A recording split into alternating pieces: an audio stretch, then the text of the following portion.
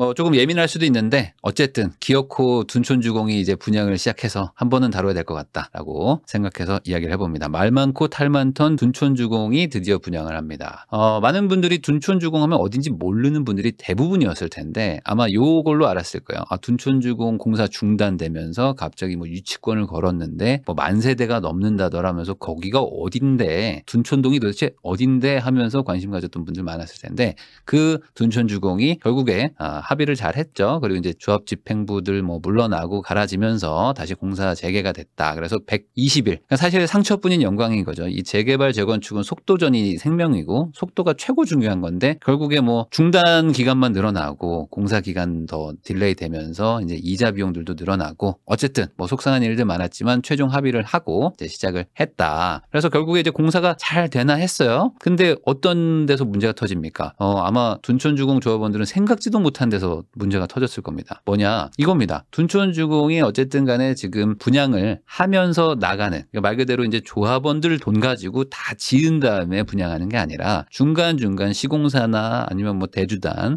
채권단의 돈을 빌려가지고 하나하나 돈 빌려가면서 지어가는데 그러려면 어떻게 됩니까? 대출 받은 게 있을 거고 만기 돌아오면 어떻게 돼? 대환하고 차환해가지고 또 갈아 껴가면서 이 사업을 계속 진행을 해야 된단 말이죠. 언제까지? 분양 잔금 다 들어올 때까지. 그래서 차근차근 하고 있었어요. 그리고 12,000세대의 서울의 핵심 지역인데 신축이고 거기다 분양가 상한제 지역인데 이게 망할까라는 건 아무도 생각을 안 하는 수준의 단지란 말이죠. 그러니까 당연히 분양은 완판될 거고 그러면 뭐 대출해 주는 건 뭐가 문제야 라고 해서 그 누구도 여기서 돈 문제가 생길 거라고는 생각을 안 했었는데 어디서 시작됐죠? 이 레고랜드. 춘천에서 시작된 이 레고랜드 발 이 PF 위기가 이제 아주 커져가지고 금융권 전반의 위기감까지 생기는 정도죠. 그래서 채권 시장이 막 불안해지는데 여기에 직격탄을 맞습니다. 그래가지고 차환을 하려고 저희 한 7천억 있는데 이거 어떻게 대출 상환하고 새로 갈아 낄 수 있나요? 라고 갔더니 은행들이 돈을 안 빌려주려고 하는 거야. 야 이거 안 돼 지금. 야 한전도 못 빌려줘. 지금 난리 났어. 그래요? 그럼 이거 어떡하지 7천억? 하고 갑자기 난리가 났다. 7천억 대출 받아야 되는데 안 나오니까. 자, 근데 이게 원래 조건이 계약 조건이 이거였죠.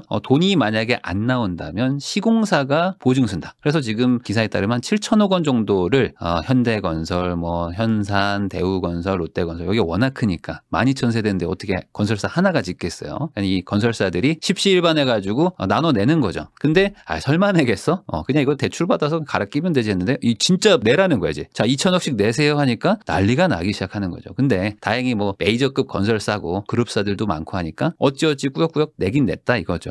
근데 이 시공사가 선납하는 거지 이건 결국에 나중에 이 조합한테 또 청구를 해야 됩니다. 그래서 이걸 선납을 하고 또 사채로 또 막 갈아 끼고 막 하는 일들이 막 계속 일어나요. 왜냐면 은행권에서 또 막 안 나오니까. 그래서 뭐 또 돈을 빌려가지고 결국에 어찌어찌 막습니다. 그런데 이 사채로 빌리긴 하는데 이게 단기 사채다. 그래서 3개월짜리 80일짜리 단기 사채를 빌렸는데 이자가 12%다. 그러니까 이 이자도 꽤 크죠. 그러니까 요것도 막아야 되고 그리고 건설사가 집어넣은 돈도 한 7천억이고 막 이런 것들이 있으니까 이거 어떡하냐. 안 되겠다. 이제 분양을 받아가지고 이 계약금, 뭐 중도금 어떻게든 채워 넣어서 이 급한 불, 돈 문제를 해결하자라고 생각하고 지금 부랴부랴 분양을 시작을 한 겁니다. 자, 근데 여러분들 제가 한번 저번에 정책을 다뤘지만 정부에서 11월에 갑자기 막 중도금 대출 막 풀어주고 막 청약을 막 완화시켜주고 뭐 거주 조건 막 이거 좀 풀어주려고 하고 이런 분위기들을 감지하셨죠. 이게 지금 정부도 아마 둔촌주공을 염두에 두고 미리 정책을 발표한 것 같은데 이게 지금 단순히 그냥 일반 아파트 단지 하나가 분양하는 수준이 아니라고 정부도 판단하는 거예요. 이게 지금 또 하나의 레고랜드다라고 생각하는 게 아닐까. 이게 지금 건설업계의 뇌관이 될 수가 있는 게 사실 건설업 자체도 레버리지를 일으켜가지고 뭐 미분양 나면 막 건설사 무너지고 하는 것처럼 다 자기 돈 가지고 한다기보다는 이제 남의 돈 빌려가지고 은행 돈 빌려서 짓고 팔고 그리고 돈 회수하고 이런 건데 이게 지금 건설업계가 워낙 지금 자금이 부족한 상태에서 지금 뭐 전반적으로 흔들흔들하고 있는데 이 채권 시장에 또 한 번의 이 뇌관이 터지면은 야 이거 못 막는다. 작게 막을 수 있는 거를 크게 터지면 못 막으니까 우선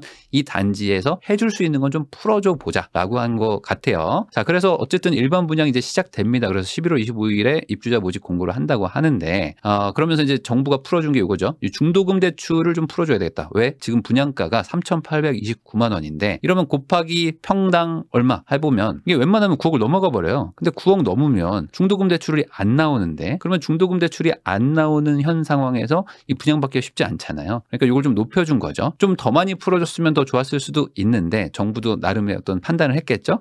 야, 그래서 한 12억 정도로 풀자라고 했는데 문제가 여기서 또 생깁니다. 30평대가 그럼 얼마가 되는 거냐.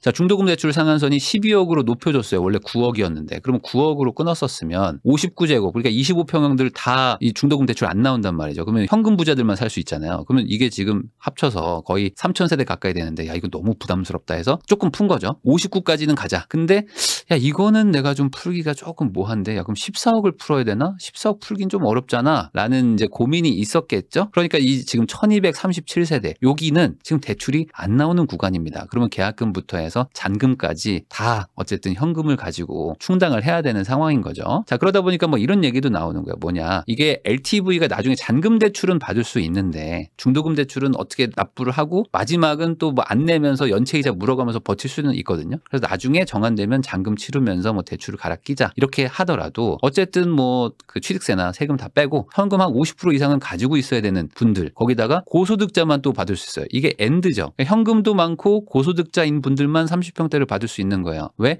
LTV에다가 DSR이 있으니까 이제 소득 낮으면 대출도 안 나온단 말이죠. LTV 50% 받고 싶어도 소득 기반이니까. 그러면 연봉도 한 1억 이상 돼야 될 것 같고 그리고 현금도 뭐 최소한 7, 8억 이상 가지고 있는 분들, 그런 분들만 살 수 있다. 그래서 현금 한 10억 정도에다가 넉넉하게 연봉도 한 2억 정도는 돼야 둔촌주공 30평대를 받을 수 있는 거 아니냐라는 기사들도 나오고 있는 거죠. 자, 근데 여기에 또 악재 아닌 악재일까? 뭐 요게 하나 터집니다. 뭐냐? 84-2 구조가 이게 뭐 지금 인터넷에서 막 논란이 되는데 이게 뭐냐면은 요런 겁니다. 이게 타워형이라고 부르는 건데 타워형 구조가 좀 특이해요. 그래서 이렇게 마주보고 있게 돼 있습니다. 근데 여기가 한 2.6m 정도 떨어져 있긴 한데 여기에 주방 창문이 있어요. 그래서 지금 뭐 그 기사에 나온 그림은 이렇게 눈이 마주치는 것처럼, 근데 이건 좀 약간 좀 과장된 표현이고, 우리가 이제 주방에 창 보면 요 환기창이 하나 있습니다. 환기창 있죠. 요거가 맞은편에 한 3m 떨어져서 있다 이거죠. 마주보고 돼 있으니까. 그러니까 야, 이거 뭐 나중에 서로 뭐 눈인사하고 뭐 이렇게 되는 거 아니냐 하면서 또 이게 논란이 됐었는데 이게 잘 감이 안 오시는 분들도 있으니까 요렇게 됐는데요. 여기인 것 같더라고요. 여기 이쪽 타워형 동이 있는데 이 타워형 동을 이렇게 중간을 좀 떼는 거죠. 떼가지고 이렇게 마주보게 해놓은 겁니다. 그러면 이제 여기 아마 돌풍이 막 불 거예요. 여기 이제 층수가 높기 때문에 요 사이로 막 바람이 막 부니까 뭐 아마 실질적으로 창문을 열면 꽤 환기는 잘 될 수는 있습니다.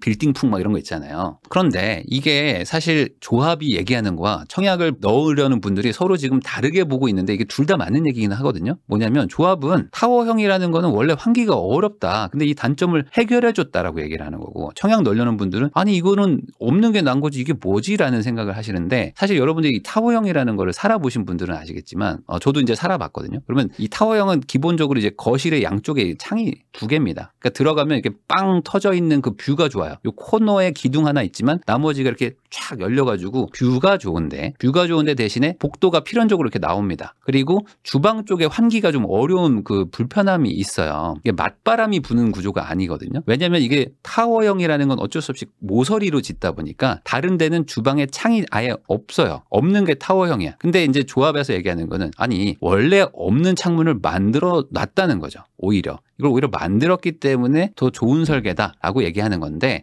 또 반대로 생각해 보면 원래 다른 데 창문이 원래 있거든요. 그러니까 아예 없는 거가 아닌데 발코니나 뭐 이런 데 창문이 또 있을 수도 있는데 바로 요 창을 여기다 꼭 냈어야만 했냐라고 하는 것도 사실은 뭐 말은 맞아요. 그러니까 이게 제가 봤을 때는 이쪽 타워형 여기 위치가 가장 뷰가 좋을 거거든요. 이쪽이 옆에가 이제 그 올림픽 공원도 보이고 뭐 할 거기 때문에 최대한 뷰를 뽑으려고 했던 것이 아닐까라고 추측을 해봅니다. 그래서 요거를 좀 이렇게 십자 모양으로 배치하고 이러기보다는 차라리 요 발코니 거실 창 쪽을 최대한 뷰 좋게 뽑아 보려고 하다 보니 이렇게 좀 H 모양으로 만들었고, 그러면 환기는 시켜야 되는데 하다 보니까 여기에 창문을 만든 게 아닌가. 왜냐면 여기는 지금 창문이 또 없거든요. 그러니까 이게 지금 애매하긴 합니다, 구조가. 자, 그래서 결국에 지금 이제 일반 분양이 이제 시작되니까 이제 받아야 될지 말아야 될지 이런 분들이 지금 고민을 많이 하고 있거든요.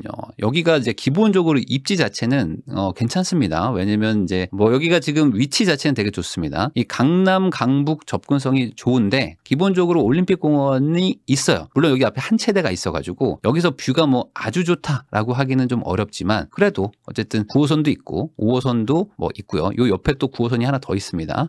그래서 이제 거리가 뭐 단지가 워낙 커가지고 사실 아파트 4개를 합쳐놓은 거라 요 끝에 쪽 있는 분들이 여기를 접근하기는 상당히 멀죠. 여기 단지 하나가 아마 걸어서 한 15분씩 걸릴 거예요. 그래서 뭐 멀긴 먼데 워낙 크니까. 그렇지만 어쨌든 이 앞쪽에 있는 분들 뭐 이런 데들은 역세권이고요. 그리고 이 안에 학교도 많고 그리고 뭐 가까이 아주 멀진 않지만 뭐 자전거 타면 뭐 금방 올림픽공원 가죠. 그리고 9호선 타면은 강남 쪽으로 접근하기 좋고 뭐 잠실 가기 좋고 그리고 뭐 5호선 타면은 광화문 가기 좋고 하니까 강남북으로 접근성도 나쁘지 않고 그리고 12,000세대다 보니까 단지가 너무 큽니다. 그래서 커뮤니티가 고급화가 됐냐 이거는 모르겠지만 우선은 커뮤니티가 많긴 많아요.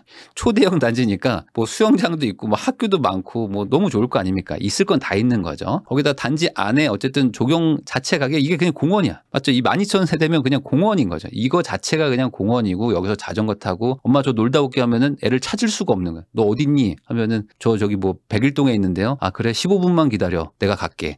걸어가는데 막 15분이고 아마 여기 단지 내부에 뭐 따릉이 같은 거 있지 않으면은 이거 이동이 쉽지 않을 겁니다. 그 정도로 지금 엄청 넓거든요. 학교도 막 2개씩 있고. 그러니까 또 그 나름의 장점은 또 있는 거예요. 자, 그래서 이제 저도 이제 잠실 쪽에 살지만 송파나 강동 쪽에 계시던 전세 사는 분들이 사실 많이 기다리고 있었어요. 왜냐면 이게 워낙 신축이기도 하고 요 동네 뭐 고덕 쪽에 조금 이제 신축들이 있긴 하지만 잠실 쪽에 계시던 분들 입장에서는 신축이 그렇게 많지가 않거든요. 이쪽이 뭐 헬리오 하나 정도 있지만 그래도 신축에 대형 단지가 없고 그리고 분양가 상한제도 있었고 하니까 전세 살고 이제 가점 좀 챙겼으니까 요번에 한번 넣어봐야겠다라고 생각을 했는데 지금 이게 분위기가 완전히 또 바뀌어가지고 이제 어쩌지라는 이제 근본적인 고민들을 하고 계시는 거예요. 우선 기본적으로 이게 몇 년이 될지 이게 적용이 될지는 애매하긴 합니다. 아직. 그렇지만 분양가 상한제가 적용이 되면은 주변 시세 대비 얼마나 싸냐에 따라서 실거주 의무 기간이 발생하기도 하고 매매 제한이 걸리기도 합니다. 막 5년씩 못 팔고 10년씩 못 파는 경우도 생기고 실거주 의무가 생기는 경우도 있어요. 그러면 이제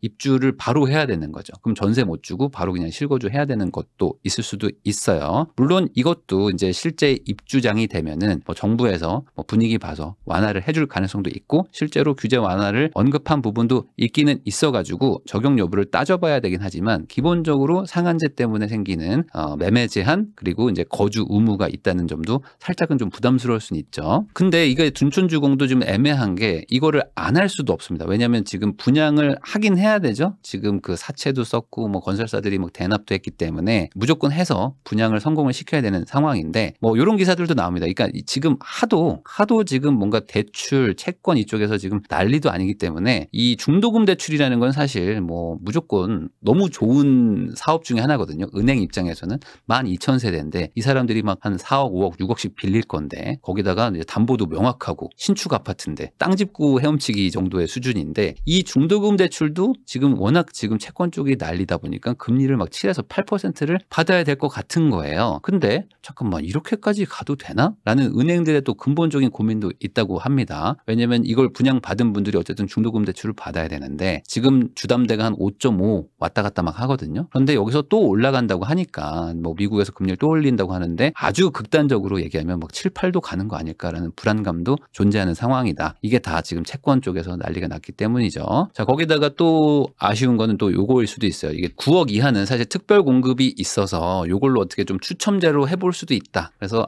요즘 뭐 분위기 안 좋으니까 내가 한번 넣어봐야지라고 생각하는 분들이 있을 수도 있는데 이게 분양가 9억이 넘는 평형대들은 특별 공급이 안 나오겠죠. 그러니까 아주 작은 평수들만 나올 겁니다. 원룸형, 뭐 투룸형 아주 작은 평형대들 그런 데들은 추첨제가 있을 수는 있는데 59 이상은 100% 가점제라고 보시면 돼요. 그럼 반대로 어느 정도 또 현금이 있어야 되고 이런 분들만 할 수 있으니까 과거에 생각했던 그런 가점 수준은 아닐 수도 있습니다. 그러니까 요거 넣으면 어떻게 과거보다 확률은 좀 높아질 것 같은데 넣는 게 맞는 건지 지금 막 고민하고 있는 분들이 있다는 거죠. 원래는 고민이 없는 동네였습니다. 이쪽은 그냥 나오면 무조건 넣자라는 분위기에서 약간 좀 바뀌었다. 이게 단순 아파트 분양이 아닌 상황인 거죠. 지금은 채권 유동성 문제로 이제 번지는 거고 이러다가 이게 둔촌주공발 지금 건설사 위기 상황까지 갈 수도 있기 때문에 정부도 지금 항상 관심을 갖고 있는 그런 단지라고 보면 될 것 같고요. 결론만 말하면 참 어떻게 이렇게 다사다난할 수 있을까? 정말 그 재건축이라는 거가 힘들다는 거를 모든 게 다 모여가지고 둔촌주공 이 재건축 사업이 참 그걸 증명하는 거? 뭔가 그런 것처럼 정말 어떻게 하면 이렇게 타이밍도 꼬이고 상황도 안 좋고 한 게 한 단지에서 생겼을지 참 신기할 정도인데 아직도 사실 문제가 남은 게 많습니다. 왜냐하면 지금 모든 문제가 다 해결돼서 지금 다시 공사 재개가 된 게 아니고 자 우선 시작합시다 하고 약간 마무리가 안 된 그런 문제들도 아직 남아 있어요. 그래서 이게 진행하면서 또 뭔가 또 사건 사고가 터질 수도 있는데 어쨌든 참 안타깝다. 이게 1월 단지들이 아니었거든요. 이게 원래는 이럴 수가 없는 최고의 사업성 단지 중에 하나였는데 참 너무 안타깝다. 그래서 만약에 이 단지를 이제 청약을 하려는 분들은 어쨌든 지금 내 재산을 또 큰 돈을 거는 거기 때문에 이런 걸 고민하고 있습니다. 뭐냐면 지금 이게 어쨌든 둔촌주공이라는 게 고덕, 강동과 잠실, 송파 사이에 있는 겁니다. 그러니까 이쪽 인근 단지들과 막 지금 비교를 하고 있는 거예요. 근데 이게 기사에서는 야, 이게 엘리트 뭐 잠실 쪽이 가격이 얼만데 이거 받으면 의미가 있냐 뭐 이런 얘기하는 분들도 있는데 연식 차이가 좀 나긴 납니다. 왜냐면 이게 24년식이기 때문에 08년식 뭐 09년식인 엘리트랑은 연식 차이는 분명히 나고요. 헬리오가 제일 가깝다고 생각하시겠지만 헬리오도 18년, 19년도에 입주한 거기 때문에 한 5년 차이가 납니다. 그래서 그 사이에 또 그 아파트가 좀 많이 또 발전된 부분들도 있고 해서 이런 차이들도 분명히 있다. 그리고 가격 자체, 절대적인 가격 자체의 차이도 있으니까 그 넣으시려는 분들은 연식 차이와 입지 차이도 분명히 있고 그리고 이제 내부 시설 차이도 있다는 거를 감안해서 비교하시면 좋을 것 같고 뭐 몇 억 차이 안 나는데요 하시는데 요즘에는 그 몇 억이 없어요. 그러다 보니까 이 소나타 살 거면 차라리 그랜저 사지 뭐 이런 얘기나 마찬가지인데 아니 그랜저 살 돈 있으면 그랜저 사지 이런 생각도 하시는 분들도 있으니까 이런 것들까지 다 감안해서 내가 감당할 수 있겠다 하면은 넣으시는 거고 감당할 수 없겠다라고 하시면은 다른 판단을 해보는 것도 좋겠죠. 자, 그래서 꼭 청약 넣으려는 분들은 지금 얼마 안 남았으니까 주변 단지랑 비교 검토도 하시고 이제 조건 같은 것들이 붙을 수 있다는 것도 염두에 두고 잘 알아보고 넣으시면 좋겠다라는 말을 마지막으로 영상 마치겠습니다.